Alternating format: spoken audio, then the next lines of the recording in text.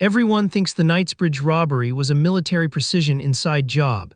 The truth is far messier and far more human. On the 12th of July, 1987, London's Knightsbridge Safe Deposit Centre was hit. £40 million in cash, jewels, and securities vanished in hours. The official story, still taught in criminology classes, frames it as the work of a mastermind crew, methodical, rehearsed professional. I've read the police statements myself. They wanted you to believe in a heist. What actually happened was something closer to a calculated mugging. And it changed what Britain thought was possible. The accepted narrative held for months. Detectives described a crew of 6 to 8 men operating with military discipline. They'd studied the building, they knew the routines, they cut the phone lines, disabled the alarms, held staff at gunpoint for 7 hours while they cleaned out the vaults. It sounded like Ocean's 11. It sounded like genius. Scotland Yard treated it that way. International manhunt, Interpol alerts, the works. But here's where the story fractures. The man they eventually arrested wasn't a career criminal. He wasn't a mastermind who'd spent years planning. His name was Valerio Viccei, an Italian, 30 years old, charming, reckless, and functionally bankrupt despite what his tailored suit suggested. He'd been living off his family's name and increasingly desperate cons across Europe. London seemed like his last play. Viccei had no military background, no formal training in security systems, no crew of specialists waiting in the wings. What he had was something simpler: audacity, a loaded revolver, and a handful of men who believed him when he said it could work. One was a locksmith, another had worked security. The rest were associates who showed up because they needed money, and he sounded confident. The actual robbery, and I say this after reviewing what testimony survived, was almost embarrassingly straightforward. They arrived in the early morning, they had a gun, they told the staff to open the vaults. The staff, facing a loaded weapon, complied. No clever bypass of electronic systems, no sophisticated surveillance defeat, just threat, compliance, and time. What makes this detail matter is what it reveals about security theater in 1987 Britain. Knightsbridge marketed itself as impenetrable. The advertisements promised absolute protection, but security, it turned out, is only as strong as the human beings inside it, and humans, when facing a gun, choose life over protocol.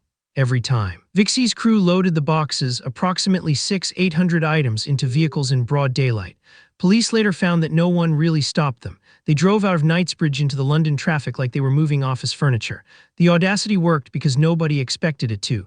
The vault had never been robbed, therefore the logic went it couldn't be. But here's where the real story, the human one, diverges from the legend. Viccei didn't vanish into some criminal underworld. He didn't lay low in Spain or Argentina. Instead, he did something that tells you everything about who he actually was. He went to a nightclub in Mayfair the same night. He wanted to be seen. He wanted people to know. This is the moment the official narrative truly collapses.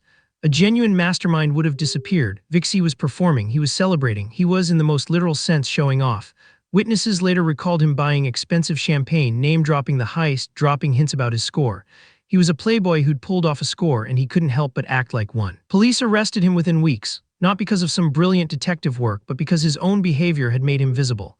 He'd rented a flat in Knightsbridge itself, practically within walking distance of the crime. He was driving a Mercedes. He was spending money in ways that drew attention. The man who'd orchestrated Britain's largest heist was undone by the simple fact that he couldn't resist being noticed. Most of the stolen goods were never recovered.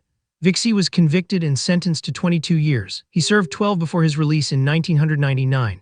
But the real aftermath wasn't legal, it was philosophical. Britain's security industry had to confront an uncomfortable truth. Their most expensive, most advertised, most impressive vault had been emptied not by a criminal genius, but by an impulsive Italian who understood one simple principle: confidence and a gun are more powerful than any lock. The Knightsbridge robbery became a case study, but not in the way Scotland Yard intended. It wasn't taught as an example of brilliant criminal planning. It was taught as a lesson in the limits of technology when human judgment fails. Every security textbook after 1987 emphasized the same point: your system is only as reliable as the people operating it, and people under pressure will choose survival over heroics. Viccei's story also reveals something about the 1980s itself, a moment when old money respectability was collapsing, when appearance mattered more than substance, when a well-tailored suit and confidence could carry you further than actual skill. He was a con man playing at being a criminal, and he nearly got away with it. The only thing that stopped him was his own need to brag. Today, the Knightsbridge Safe Deposit Centre still operates. The building looks much the same, but the security has evolved not because of better technology, but because lessons were learned about human behavior. Modern vaults employ time delay mechanisms, multiple authorization requirements, and protocols that prevent any single person from having access to everything. They learned from Viccei's success the way you learn from any mistake, by understanding exactly what went wrong. The most unsettling aspect of this entire affair is how close it came to being forgotten. It was a heist that succeeded through sheer nerve and desperation, executed by someone who was essentially a desperate man playing a role. There was no genius. There was only audacity, a revolver, and a system built on the assumption that such audacity was impossible. When it happened anyway, everyone had to recalibrate what they thought security actually meant. Viccei died in 2000, 2 years after his release. He was shot during a botched carjacking in Rome, killed, according to reports, by someone who didn't know who he was. The man who'd held London's vaults at gunpoint ended the way he'd lived, as a minor figure in someone else's crime. There's a grim poetry to that. The playboy who'd beaten the system couldn't beat the streets that made him. What the Knightsbridge robbery ultimately teaches us is that the most dangerous criminals aren't the ones who plan for years in silence.